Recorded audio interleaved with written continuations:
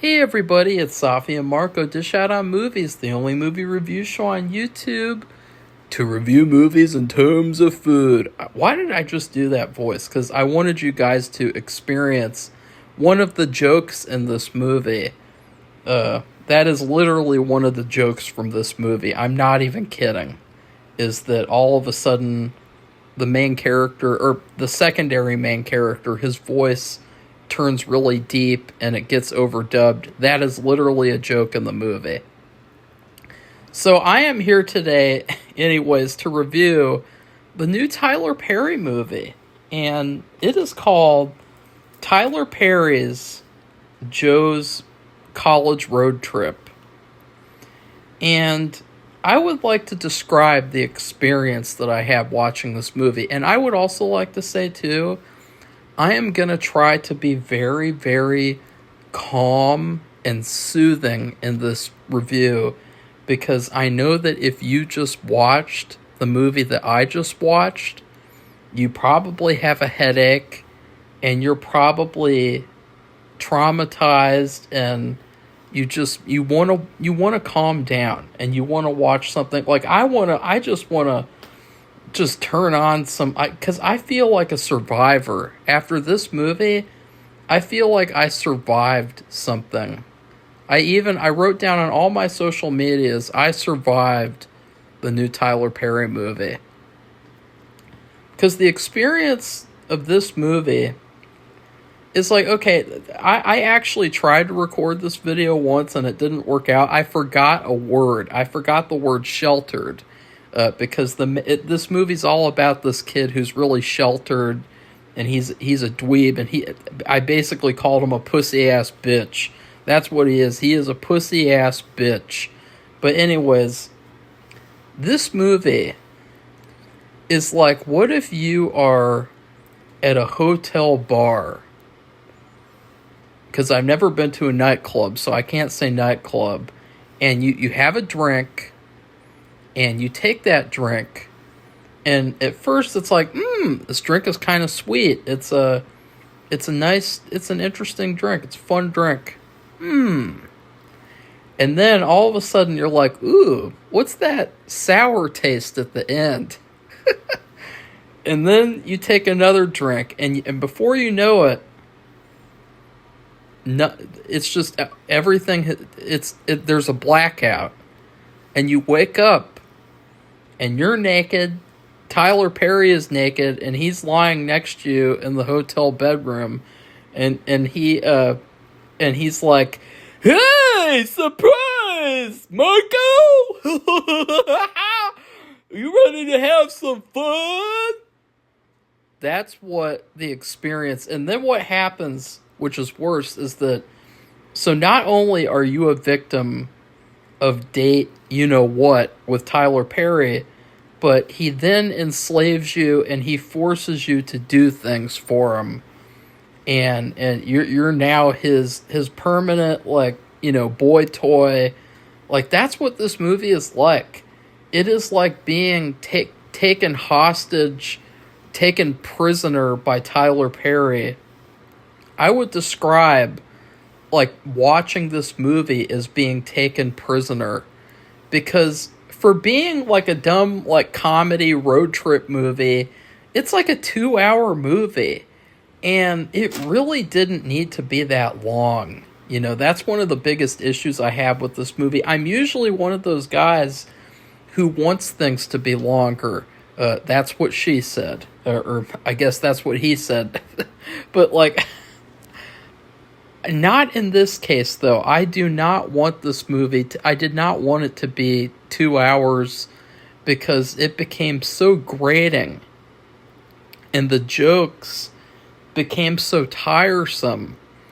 And we've all seen this story before, where you have, like, a kid, and the elder parent, the grandparent, or even the great grandparent, they hang out with the kid and they kind of teach them lessons about society, and they both kind of teach each other things. We've all seen this before. And so That's what the story was here. Was you had this little pussy ass bitch. I forgot the kid's name. I'm just gonna call him Urkel because they kind of made him look like Urkel, and he just he was really really dweebish and basically like a cartoon character, not really a real character. And he's made friends with the whites in town. And he's saying stuff like, like, why does our history matter? Why does there need to be a black university? And he's just, and his dad is surprised. His dad, played by Tyler Perry, which, you're not going to turn out well if you're the kid of Tyler Perry. That's for damn sure. But anyways, it's weird because, like, his dad is the one who raised him. And it's like, where were you all those 18 years? Like, that's the first big plot hole of this movie. And that's one of the weird things, is that usually this kind of story, it happens when the kid is, like, 5 to 10 to 12 years old. It doesn't happen when the kid is 18 years old and he's going to go to college next year, or maybe he's going to take a gap year or whatever. What these fuckers like to do nowadays. But where was this dad this kid's entire life? And you mean to tell me that, like, because in the movie, like, the dad constantly goes over to his parents' house to talk to them. And you mean to tell me that that kid has never seen them before? He's never had any talks with them before about history, black history. I mean, are you kidding me? It doesn't make sense. It would make sense if the kid was like 12 years old or something, I guess. But, like, even then, it's like, yeah, we've seen this shit before. And so these white friends, who we never see again in the entire movie, which I thought was a big letdown, because, like, it felt like they were not characters at all compared to even the main characters, who weren't characters at all either. So the movie, this movie had zero characters. It had no characters in the whole 2 hours. And it just, I don't know, it was so poorly structured, this movie. The plot structure was abysmal and poor, and I'll get more on that later, because, like, it's hard to describe without spoiling it. And by the way, this is a spoiler review. Every 5th review on this channel will be 100% free, and if you want to see all the other spoiler reviews that I do, you have to go over and check out our Patreon page. And it is wholly worth it. We have commentaries, rankings, reviews, all sorts of fun stuff. And also my short film, because I've made a short film. I'm also working on 2 feature films right now. But yeah, so go on over and check that out. Early advertisement. But anyways, the dad is surprised, and he's also surprised that his son wants to go to a white university instead of the black university that Martin Luther King has once gone to. And so he's trying to figure out what to do. Like, how do I straighten this guy up before he goes to college, to, become a doctor or a lawyer or whatever the fuck? How do I straighten him out? And so he gets the idea from his parents that he should send his son on a road trip with his dad to go to California so that he can go take a tour of that college. And that is the quote-unquote plot of the movie. And that's when you're like, okay, this drink tastes sweet. It's something we've seen before. There are some funny jokes. Like, I would say the first 30 to 40 minutes, there are some actually really, really funny jokes, which is that's exactly what happened in the last Tyler Perry movie that I saw, by the way. I can't remember what that was called, but it started off like it had some jokes, and then it got into this kind of like soap opera drama, this kind of like Hallmark movie drama, and it wasn't funny for the rest of the movie. And this was kind of the same deal, where it was really funny for the first like 30 to 40 minutes, and then all of a sudden it just wasn't funny anymore. And then in the last like 20 minutes, they tried to take things seriously, but it wasn't fully like authentic. And then by the end, they just gave up on taking it seriously. So there's a lot of disastrous stuff about this movie, and I'm trying to think about where I should begin. Because, like, I know I've been reviewing this movie for 10 minutes, but, like, I need to begin. Because I haven't even begun with this movie. This movie tested my patience. It tested my brain. It tested my... Because one of the funny things about this movie is the fact that, like, this is one of those movies where the main guy who made it, he's like, look, like, you know, we're not allowed to joke anymore. Comedies aren't allowed to be made anymore. I don't get to tell the jokes that I want to tell anymore. And then it's like, okay, well, what jokes do you have to tell? Kids are always on their phones. Like, how many times have we heard that before? Like, how many times have we seen that? Like, what is an app on a kid's phone? What is a phone? What is gluten? Glue? Elmer's glue? Like, just really, really just bottom of the barrel jokes from, like, 2010. And it's like, look, like, I'm all about fighting back against, like, woke comedies, I guess you could call them, even though I don't like using that word a lot on this channel, but, like, I'm all about that. Like, I think that comedies and movies should go back to how they were in the 2000s and the 90s, 80s, 70s, 60s. I think that the movies, they need to go backwards because they've become trash. If this movie is any measure of, like, how all movies are right now, movies need to turn back time.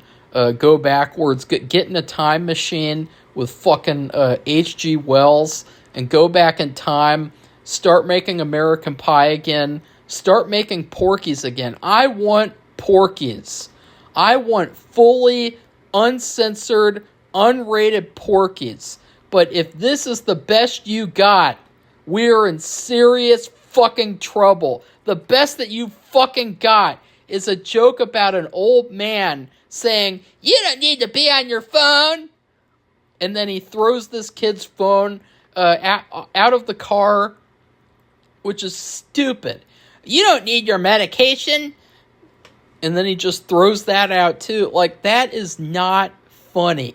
It's stupid. And you know the irony of that, by the way? This movie is, like, criticizing, like, kids are always on their phones. You need to look up and look at the world. That's literally a line in this movie. Joe tells his grandson, you been looking at your phone all the time. You don't even look up at the damn world. And that is literally how that guy talks the entire movie, by the way. Oh, God. Ugh. It was so irritating and frustrating. But the irony of that is, all this movie made me want to do is look at my phone.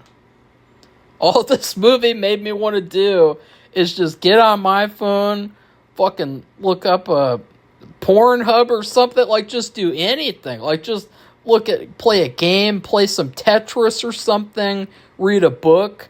And I don't even read books. I listen to audiobooks. But, like, seriously, like, that's how bad this movie is that, like, it's complaining about you being on your phone all the time. It makes you want to get on your phone because of how bad it is. So, yeah.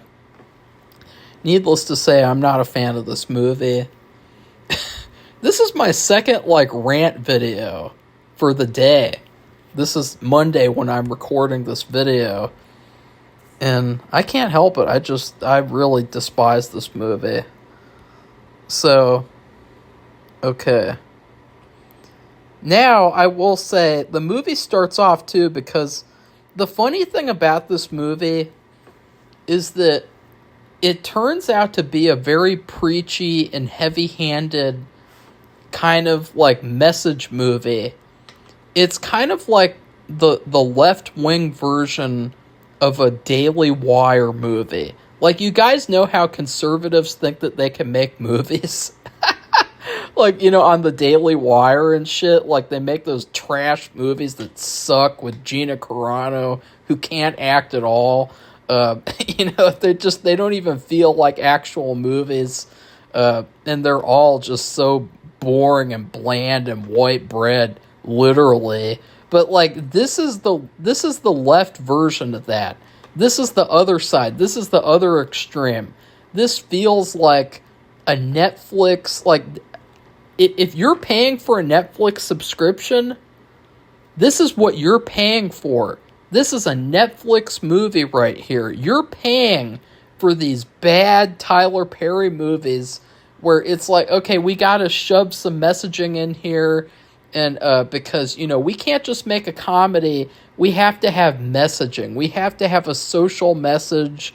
We have to make this, like, it was so, like, the quality of it. It reminded me of, like, a home movie.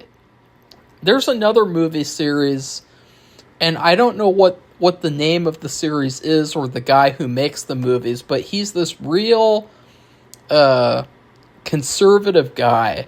And he makes these really weird movies that are, like, just really strange movies about, like, kids nowadays, movies like that. Like, I don't even know how to describe them. But that's what this movie reminded me of, but of the other side. But the irony is that while trying to make this heartfelt, quote unquote, this very heartfelt movie, it's probably one of the most vulgar, explicit movies I've ever seen. And so, on one hand, you're trying to be heartwarming and wholesome, and then on the other hand, you're seeing a lot of holes. Okay, you're seeing a lot of greasy holes, and talk about holes, and talk about penises, and all that type of thing. There's a lot of stuff that you get to see in this movie. It's very, very R-rated. So you have these two extremes, and because the reason why that sucks is because you're playing to two different audiences. One audience who likes the wholesome type of stuff, they're not going to like this type of movie. And then the other audience who, they love dirty, raunchy, explicit stuff, which I do too. Californication is my favorite TV show of all time.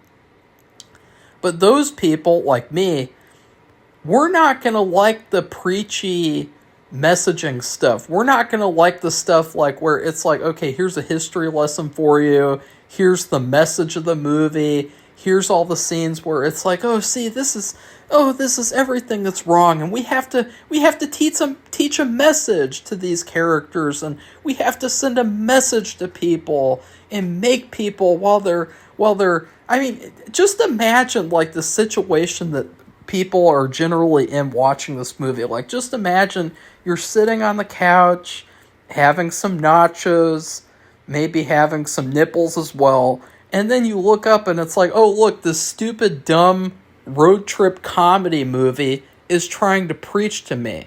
It's trying to tell me, oh yeah, you know about slavery, you know about history. It's like, honestly, like, that's it. And I do think too, I think that the whole movie could have just been done a lot better.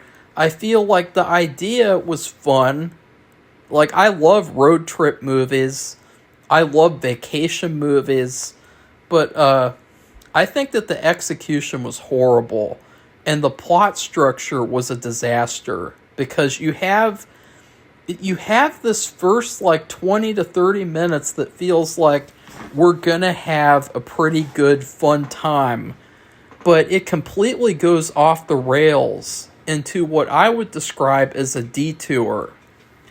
I would describe this entire movie, instead of calling it Joe's college road trip, I would call it Joe's detour, or Joe's college detour trip, because there's no college anything for the rest of the movie too. Because like, I know what you're expecting, like, okay, well, there's got to be a point where they get to the college. Maybe he sees that those friends, that, the white friends, maybe he sees that they've been bad all along. Or maybe it turns out that things aren't just so black and white. And maybe the friends are actually pretty nice. And it's kind of like a lot more like comforting at the end than like, oh yeah, they're just the stupid, like, dumb white kids who, they don't care about anything. Like, they're pieces of shit. You know what I mean? Like, they could have had a part at the end where, like, okay, we could have completed the circle. He goes to this college. He takes the tour. We get to see his friends. Maybe his friends, maybe one of them tries to hook up with his new girlfriend, because that's what happens in the movie, too. He gets a girlfriend. We'll talk about that. That was one of the stupidest things of the movie, because it just felt very, very unnecessary. But, there is no part of the movie. The movie, they never get to college. So this whole movie, it leads to nothing. The movie doesn't even end. It gets to this ending, and they still have to go on the rest of the trip. So that's bad. That's really, really bad. Very, very fragmented and disjointed. Excuse me. Sorry. So yeah, I hated the ending. By the ending of this movie, I was trying to fast forward through it, to be quite honest. I was kind of skipping forward a minute, 2 minutes, and I was like, oh God, please just end. Please, Tyler Perry, free me from my misery of this movie. Because this movie was misery. Not the actual Misery movie, because that's an actual good movie. No, this was just misery. Literally. And something else is that this movie starts off with what I would describe, because this movie's trying to be like a hardcore 2000s comedy. It really does feel like it's in the 2000s, by the way, because it's so tired and bad. But the 2000s, actually, we'll talk about those. The 2000s comedies were all better than this movie. 2000s movies, if you guys want to look back or go back and watch movies from that decade, they were a lot better than we gave them credit for. They were a lot smarter. They were a lot funnier. Some of them were a lot scarier, the horror movies, obviously. But they were just a million times better than the movies coming out nowadays. And what's funny is this movie thinks that it's this hardcore comedy. And, this is the comedy movie that's, making jokes that you're not allowed to make anymore. Well, this movie starts off apologizing to you as the audience. The movie starts off and it says, I'm sorry if you get offended with this movie. There are lots of M words in this movie. There are lots of F words in this movie. And the main character, Joe, he's from a different era, back when women couldn't vote and all this other stuff. And it's like, what the hell is this? It did turn out to have a punchline where basically they were trying to describe Trump with the opening joke. Like, they're trying to say, like, Joe's character is like Donald Trump. That was weird. And it was kind of funny, actually. I mean, the punchline I thought actually really worked. But they were apologizing, though. They were saying, sorry that this movie is so offensive. You know, if you're sensitive to that kind of thing, we're really, really sorry. And just keep that in mind. And this is that sensitivity warning bullshit. This is part of the reason that movies are bad now. Because you would never see this before American Pie. You would never see this before Superbad. Oh, guys, did you know that this movie Superbad, it's going to be about sex and comedy, and it's going to have the F word in it. Oh, no. Like, are we all in, like, elementary school or something? Like what's next? Like, do we have to have a parental permission slip to watch movies? Like, what the hell is this? Like, who wanted a comedy movie that started off apologizing for the movie using the M word or the F word? It's like, who cares? Who fucking cares? So, yeah. So that told you right away. This movie's going to be trash. It's going to be really weak. And it's full of itself. The guy who made this movie, Tyler Perry, he's full of himself. You know, it's like, oh, we're not allowed to make jokes anymore. And so what's the joke that he gets to make in this movie, guys? He gets to say, you can cancel me all you want. I want to get a t-shirt that says, cancel me, fuck you. And it's like, wow, that's not funny. Like, if you're going to tell jokes, they have to be funny. And if you make a comedy movie, it has to have a story with characters. And it has to go places. I really, really despise this movie the more and more I talk about it. It was such a frustrating experience. And I'm trying to look through my notes. I would also agree with people, by the way, that Madea should have been the one who went on the road trip, not Joe. Apparently this is the first movie that Joe has ever starred in. And I would say he never needs to star in a movie again. This Joe guy, I mean, Tyler Perry, he can do what he wants. You know, I like Madea. I think Madea is funny. But Joe is really, really annoying. So, yeah. And then, you know, just a bunch of random shit happens in this movie. Like, you guys saw in the picture for this review, there's this, like, bar brawl that they have where Urkel, he goes into this bar and they have Confederate flags everywhere, and Joe comes in and he's fighting all these guys with a cane, and it's really, really dumb. And there's a part where, like, they stop at a nightclub and he has to eat, the kid has to eat fried chicken, and then it's just all the stuff. But then it takes a turn, because then they go to this brothel and Urkel gets stuck in a room with this very beautiful young actress who, you know, I hope that she gets better movies soon than Tyler Perry.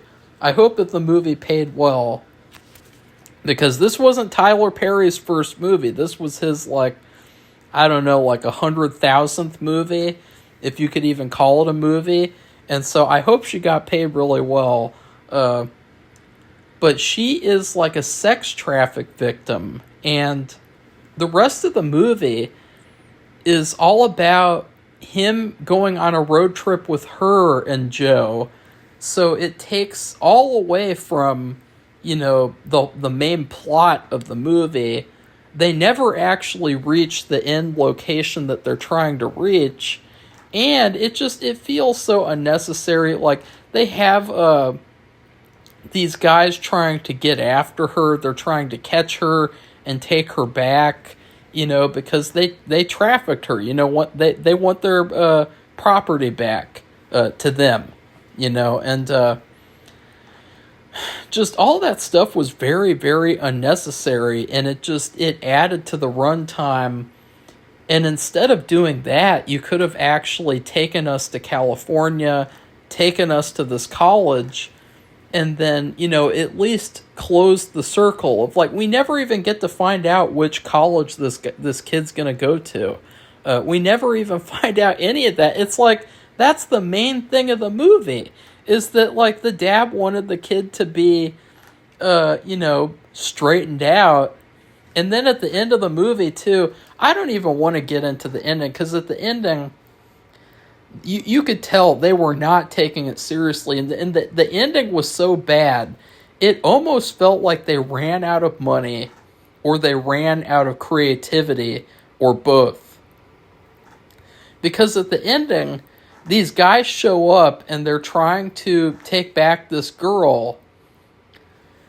And all of a sudden, Urkel stands up with guns pointed at him, and he gives a speech like Kyle from South Park, and then the guys all go away and they leave her alone. That was really, really dumb. And after that, like, all these police and FBI agents show up, and the dad. And the dad, he knew how his dad was. At the beginning of the movie, we saw flashbacks of, like, his dad put him in the chimney and kept him there for 3 days. 3 whole days in the chimney, which I think was a reference to Jesus Christ taking 3 days to come back to life, by the way. That was really weird. Because he did it on Christmas. Or no, that would be Easter. But yeah, whatever. But, like, the main dad, he is the worst character of the movie besides Joe, because he knew how his dad was, and then at the ending of the movie, he's surprised that his dad changed him. So yeah, that was weird. And then at the end, they go off together. He's got his new girlfriend. They go off. I guess they're going to go to California. Yeah, that was really bad. So, and the main kid, too, Urkel, he was really, really unlikable, too. Because throughout the entire movie, all he did was just point things out. He was kind of like Elle Fanning's character from Predator Badlands, except that movie was actually pretty damn good. Like, for instance, Joe would put on a song on the radio, and Urkel would say, "We can't listen to that. That's misogynistic." He just kept complaining the entire movie. And it's like, God, like, both of these main characters, they are like two extremes of the spectrum, like, probably the actual spectrum. Like, they were so extreme and so unbelievable. And so when they tried to get to this, like, messaging stuff, it felt so fake and phony, and it didn't feel genuine. And it really sucks, because you think, like, were comedies always this dumb? Were movies always this dumb? And you can go back, watch any 2000s comedy, and you will discover that those movies were incredibly intelligent. Go back and watch a road trip movie like Dumb and Dumber. Dumb and Dumber, which is like one of the best comedies ever made. And that movie starts off, and you're feeling emotions for these characters. You have that whole speech from Jim Carrey where he gets really emotional. He's talking about how, he wants to meet someone. He wants to, have a better life. And it's like, this is a real movie with real characters, and there's a real story here. And you flash forward to 2026, and you got this really weird, dumb, just bizarre, wacko comedy where nothing happens. It's like they're on a detour the whole movie. They're not on the road trip. They're on the side road trip. They're taking, like, just why even bother? But anyways, that's about all I have to say about the movie. I don't even have really any other, like, specifics to talk about because, like, it just, what could I say? Like, I mean, I pretty much talked about the entire thing. Like, it really was bad. I will say, one of the only things I liked, one of the only jokes that I liked, there was a really funny joke about Mitch McConnell where Joe is talking, the joke didn't really make any sense. That was another thing about this movie, was that a lot of the jokes didn't even make sense, which that kind of took away from, them being funny. But he's talking about, like, all these Mitch McConnells in office, and then he just stares into space with a blank face. Like, whenever you see Mitch McConnell nowadays, like, it's like, is he even alive? Like, they just stare into space and they're, like, lobotomized. And it's like, why are these people still in office? You know what I mean? So, yeah. So, overall, I would not recommend this movie. I think that it's a very annoying movie.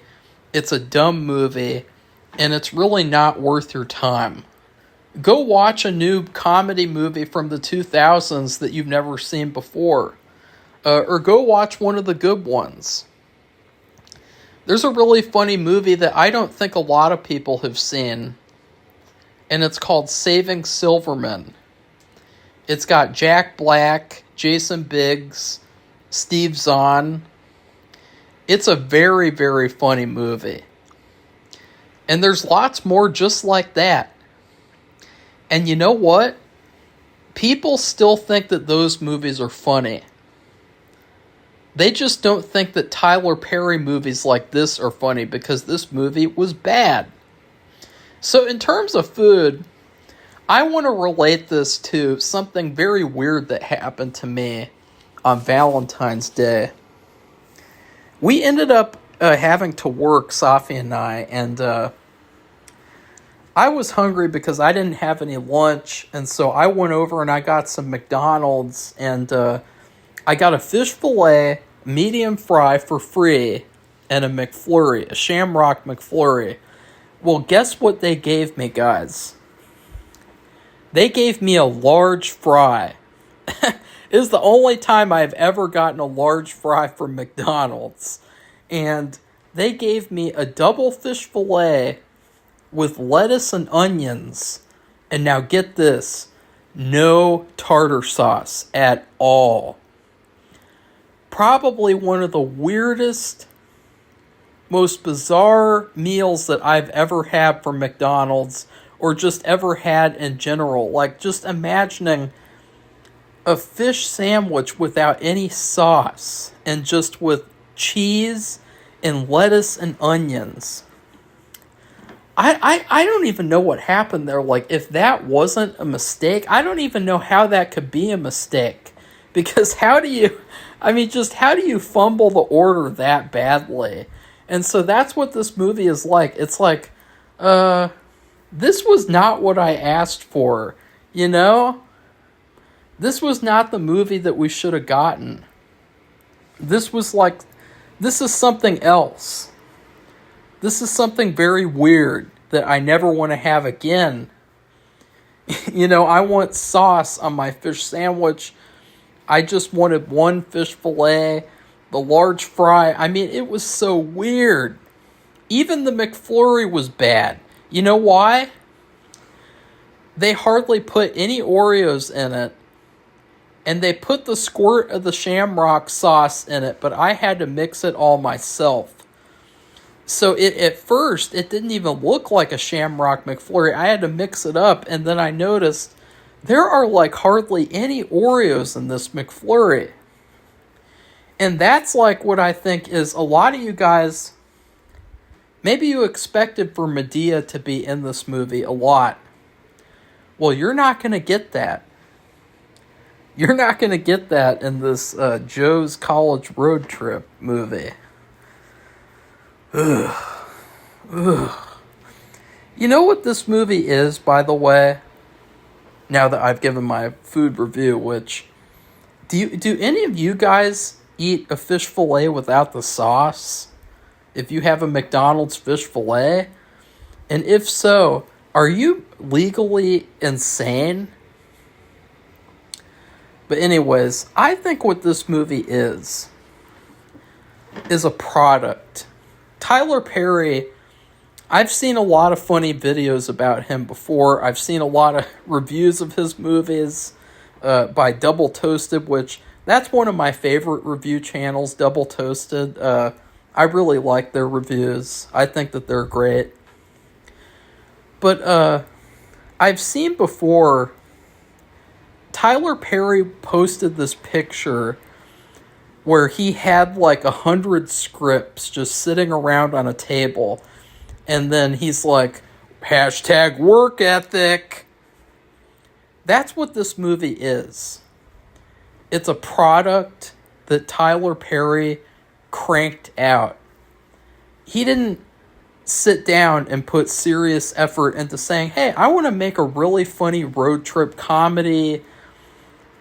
He didn't do that.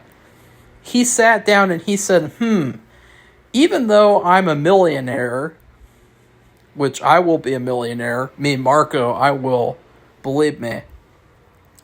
He sat there and said, even though I'm a millionaire, how can I crank out the most low-effort, bargain bin, crap road trip movie that I could make?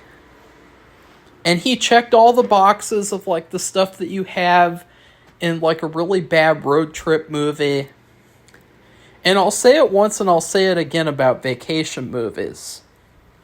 The trick about vacation movies is that they can either be really, really good, like Vacation, the original, or they can be really, really bad, like the remake, which was also called Vacation. This, unfortunately, it wasn't horrible. Like, I wouldn't say it's not. I don't know, actually. I don't know. Because I said previously so far that Whistle is the worst movie of the year. That movie was like an agenda movie, too. But this movie was so annoying. This movie might even be worse. So overall, please like this video, comment, tell me what you thought of the movie. Did you like it? Because I did like the first 30 to 40 minutes. I thought there were some really funny jokes, and I was excited. But then it really wore off in the second half. Let's just say that. And then please subscribe to our channel if you'd like to see more honest movie reviews. And lastly, check out our Patreon page. It keeps this channel going. So that's it. Goodbye, everybody. See you soon.